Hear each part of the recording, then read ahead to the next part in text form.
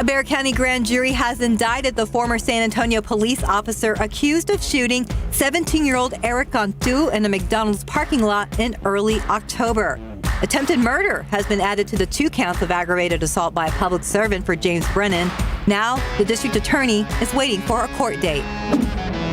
The city of Uvalde is suing their local district attorney. They accuse her of withholding information an independent investigator needs to conduct an internal affairs investigation of the police response to the Robb Elementary School shooting. The city wants a judge to order Christina Mitchell to turn over relevant documents to the independent investigator only under a confidentiality and non-disclosure agreement. San Antonio City Council unanimously appointing Mike Gallagher to temporarily fill the role of District 10 councilman while Clayton Perry is on his leave of absence following Perry's involvement in a hit and run. Gallagher was a previous District 10 councilman from 2014 to 2017. His new appointment will last until either Perry returns or the term ends in June. An economic crisis averted. President Biden is expected to sign a bill that will prevent a major rail strike after the Senate passed a resolution requiring rail workers to accept the tentative labor agreement. The lawmakers rejected a move to add guaranteed sick leave the unions had been fighting for. The House Select Committee looking into the January 6th Capitol attack is meeting today to discuss potentially issuing criminal referrals. If the panel decides to issue criminal referrals, it will be done separately from the final report, which could be issued as early as the week of December 12th.